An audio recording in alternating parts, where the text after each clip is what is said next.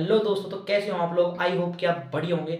दोस्तों, तो आप क्लास 10th में हो और आपका एक चैप्टर में एक पहले टाइप चैप्टर है केमिकल रिएक्शन एंड इक्वेशन, जिसमें एक टॉपिक है बैलेंस केमिकल रिएक्शन, संतुलित रासायनिक समीकरण। आज हम उसी टॉपिक के ऊपर बात करने जा रहे हैं। तो चलो शुरुआत करते हैं।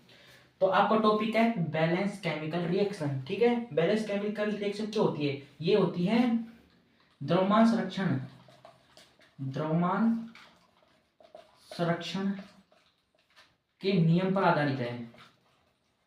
संतुलित रासायनिक समीकरण है जो इस पर आधारित है, द्रव्यमान संरक्षण के नियम पर आधारित है। अब द्रव्यमान संरक्षण का नियम क्या कहता है कि जो अभिकारक है और उत्पाद है उनमें समान अणु परमाणु होने चाहिए। जैसे कि हम लिखते हैं C+O2 बराबर CO2। तो जैसे जितने ये अभिकारक हो गया, ये क्या है? अभिकारक है, और ये क्या है? उत्पाद है। ठीक है, अब ये द्रव्यमान संरक्षण का नियम क्या कहता है कि जितने अणु परमाणु इधर साइड है उतने ही अणु परमाणु उतनी उधर साइड भी होने चाहिए। ठीक है, जैसे कार्बन की संख्या यहाँ पर कितनी है? 1 है। यहाँ पर कितनी है? 1 है। यहाँ पर O2 कितना है? 1 है। यहाँ पर भी कितना है? 1 है। तो ये क्या होगा? द्रव्यमान संरक्षण का नियम का पालन कर रहा है। द्रव्यमान संरक्षण का नियम ये कहता है जितना भार एक साइड है उतना भार दूसरी साइड होना चाहिए। जितना भार द्रव्यमान अभिकारक की साइड है उतना ही भार उत्पाद, मतलब जितना हम अभिकारक में यूज ले रहे हैं अणु परमाणु, उतने ही अणु परमाणु हमें उत्पाद में प्राप्त होनी चाहिए। तो ये द्रव्यमान संरक्षण का नियम पालन करता है। ठीक है, एक टॉपिक तो ये हो गया कि हमें बैलेंस केमिकल रिएक्शन में क्या होता है, यह द्रव्यमान संरक्षण के नियम का पालन करता है। ठीक है, और अब इसमें हम एक चीज और देखेंगे, इसमें हम सीक्वेंस वाइज पढ़ते हैं। इसमें कि पहले किसको हम पूरा करते हैं, तो इसको हम कैसे पूरा करते हैं ना।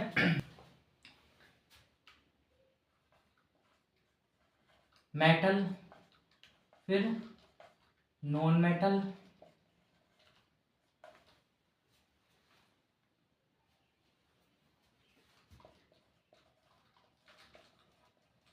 हाइड्रोजन और ऑक्सीजन। ठीक है, यानी धातु, पहले हम धातु को करेंगे, पहले धातु को कंप्लीट करेंगे, मतलब बराबर करेंगे पहले तो, फिर अधातु को करेंगे, फिर हाइड्रोजन को करेंगे और फिर ऑक्सीजन को करेंगे। ठीक है,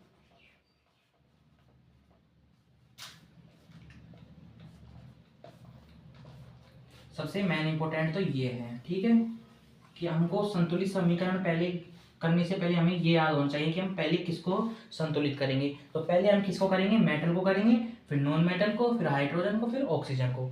ठीक है, एक एग्जांपल लेके हम देखते हैं।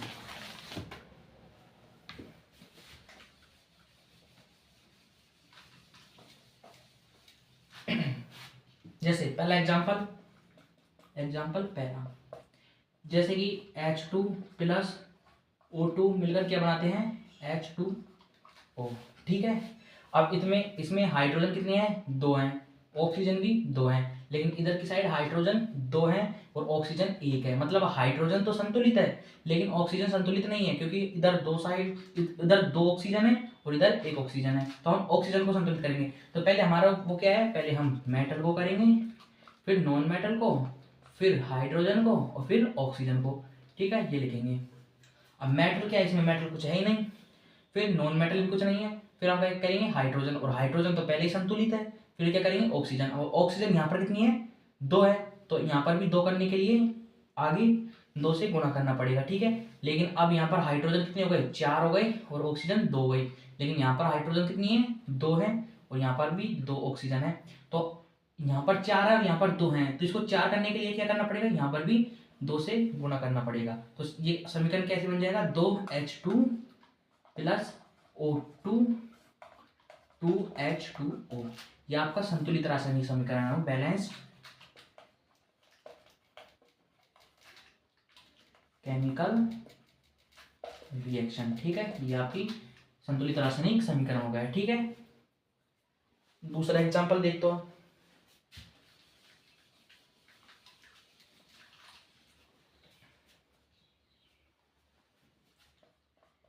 Fe प्लस O2 बराबर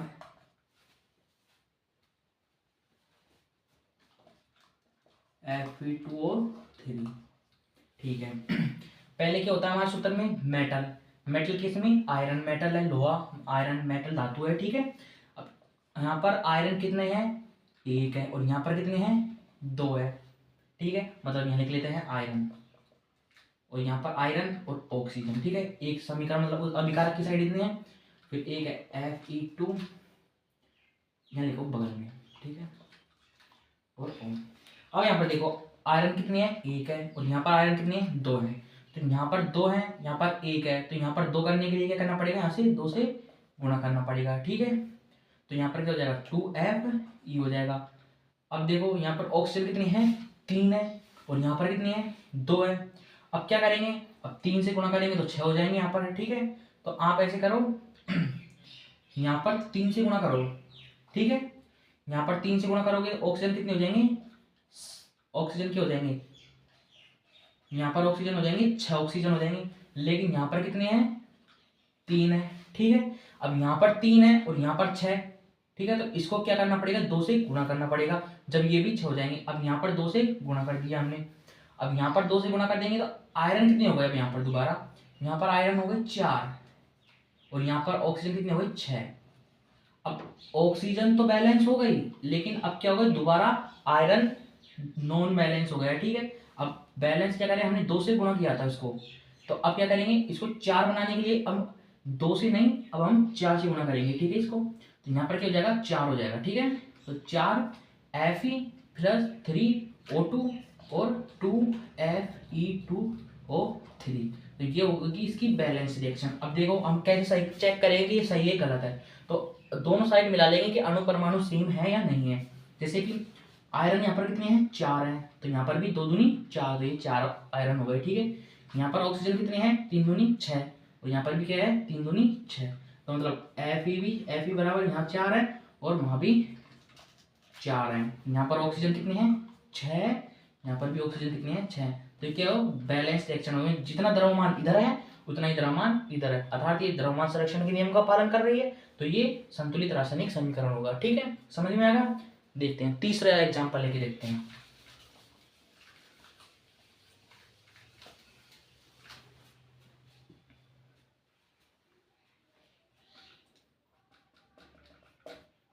Zn प्लस HCl बराबर ZnCl2 प्लस H2, ये है। अब देखते हैं उसी तरीके से, पहले हम किसको करेंगे, मेटल को, फिर नॉन मेटल को, फिर हाइड्रोजन को, फिर ऑक्सीजन को।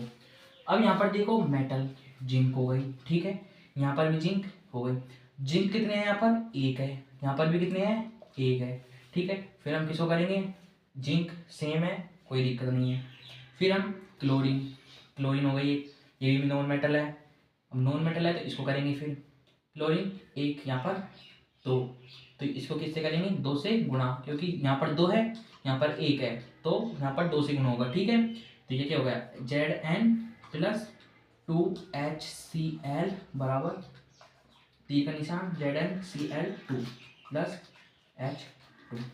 अब देखो Zn हो गया यहाँ पर, यहाँ भी एक है। ठीक है, यहाँ पर हाइड्रोजन दो हो गए, Cl दो हो गए, Zn एक हो गया, Cl दो हो गए, हाइड्रोजन दो हो गया, आ गई। मतलब Zn इधर कितनी है, एक है, हाइड्रोजन कितने हैं, दो है, क्लोरीन कितने हैं।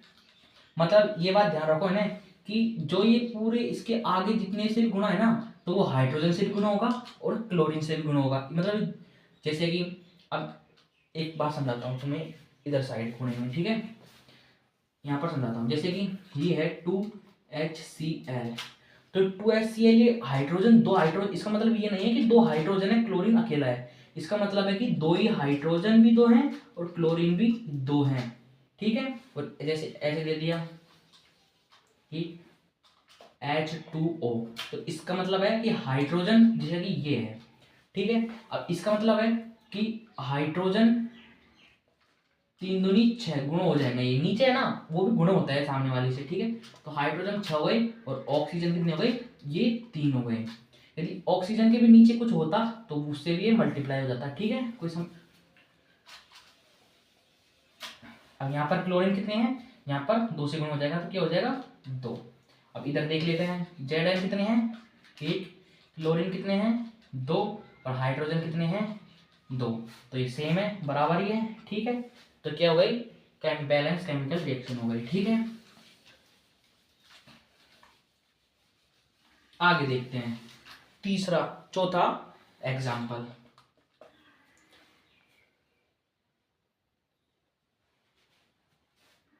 सोडियम प्लस जल क्रिया करके क्या बनाते हैं, sodium hydroxide plus hydrogen gas release करते हैं, ठीक है। सोडियम क्या है, ये है सोडियम, ये जल, ये सोडियम हाइड्रोक्साइड और ये हाइड्रोजन गैस, जो कि केमिकल रिएक्शन में रिलीज होती है वायुमंडल में, ठीक है। अब इधर देखते हैं, पहले ये वही ट्रिक है अपनी कि पहले मेटल फिर नॉन मेटल फिर हाइड्रोजन फिर ऑक्सीजन।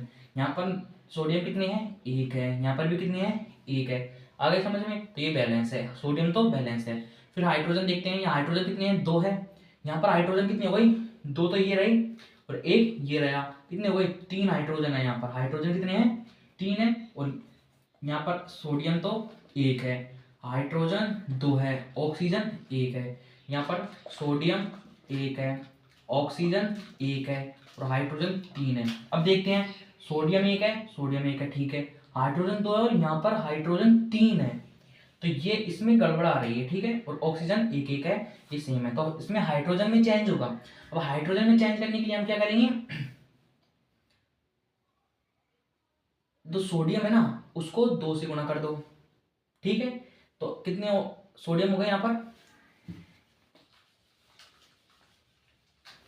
सोडियम को 2 से गुणा कर दो तो कितने हो गए, सोडियम यहाँ कितने हो गए, सोडियम हो गए यहाँ पर 2 और ऑक्सीजन हो गई यहाँ पर 2 और यहाँ पर हाइड्रोजन ये कितनी हो गई 4 हो गई। अब यहाँ हाइड्रोजन 4 है तो यहाँ कितनी होनी चाहिए, यहाँ भी 4 होनी चाहिए ना, तो इसको भी 2 से गुणा कर देंगे। अब देखो हाइड्रोजन कितनी हो गई 4, ऑक्सीजन कितनी हो गई 2, ठीक है। और सोडियम यहाँ पर कितनी है 2 है और यहाँ पर 1 है, तो इसको भी 2 से गुणा कर दें, तो ये भी सोडियम भी कितनी हो जाएगी 2। तो इसकी जो केमिकल रिएक्शन होगी बैलेंस वो क्या हो जाएगी 2, ये 2 गुणा किया अभी तो 2Na प्लस ये 2H2O और क्लियर करके 2NaOH प्लस हाइड्रोजन, ये हो गई ना। अब देखो अब चेक करते हैं, 2 सोडियम है, यहाँ पर भी 2 सोडियम हो गए, 2 दूनी 4 हाइड्रोजन है, 2 हाइड्रोजन ये रहे और 2 ये रहे, 4 ये हो गए। हाइड्रोजन ऑक्सीजन कितनी है 2 है, यहाँ पर भी 2 हो गई, ठीक है। तो ये बैलेंस केमिकल रिएक्शन होगी, आया समझ में, ठीक है।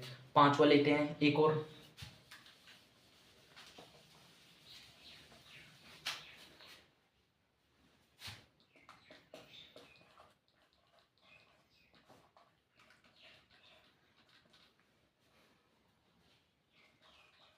ठीक है। ये है कैल्शियम कार्बोनेट क्रिया करके calcium oxide plus CO2 gas release करता है, ठीक है। अभी कैल्शियम है, कैल्शियम में देखते हैं पहले वो ही है, पहले केमिकल को मतलब धातु को करेंगे फिर अधातु करेंगे। धातु क्या है इसमें कैल्शियम है, तो कैल्शियम को देखते हैं, यहाँ पर कैल्शियम कितना है 1 है, यहाँ पर भी कितना है 1 है, ठीक है। तो ये तो बैलेंस है, ठीक है। फिर हम देखते हैं कार्बन, कार्बन कितने हैं यहाँ पर 1 है, यहाँ पर 1 है, ठीक है। और यहाँ पर ऑक्सीजन कितने हैं 3 है और यहाँ पर ऑक्सीजन 1 2 3, तो ये पहले से ही संतुलित है, ठीक है। Chemical calcium 1 carbon 1 oxygen 3, calcium 1 carbon 1 oxygen 3, तो ये पहले से ही बैलेंस है, ठीक है। ऐसे चेक भी कर सकते हैं, बैलेंस हुई भी आ सकती है, तो आपको चेक करके बताना है कि बैलेंस है या नहीं है, ठीक है। तो ये पहले से ही बैलेंस है, ठीक है। तो ऐसे आपको ये करनी है। तो आपको एक वीडियो कैसी लगी आप हमें कमेंट में ज़रूर बताइएगा और आपकी समझ में आया है नहीं। अभी इसमें जो संतुलित रासायनिक समीकरण है इसमें 2 प्रकार और होती हैं, अम्लीय और क्षारीय। अम्लीय में क्या करते हैं हम H+ जोड़ते हैं और जो अम्लीय में क्या होता है H+ जोड़ते हैं और जो क्षारीय होती है, क्षारीय माध्यम, उसमें OH नेगेटिव उसको जोड़ते हैं। मतलब जो अम्लीय होती है ना उसमें H+ में आंसर लाना पड़ता है, ठीक है, H+ यानी धनायन में। और जो वो होता है क्षारीय है उसमें OH नेगेटिव में हमें आंसर लगाना पड़ता है, ठीक है। अब ये तो है नॉर्मल है, ये तो समझ में आ गए होंगे आपके। कल की क्लास में हम एसिड की वाड़ी बताएंगे, फिर बेस वाड़ी आपको बताएंगे। तो आपकी वीडियो कैसी लगी कमेंट में जरूर बताइए। धन्यवाद।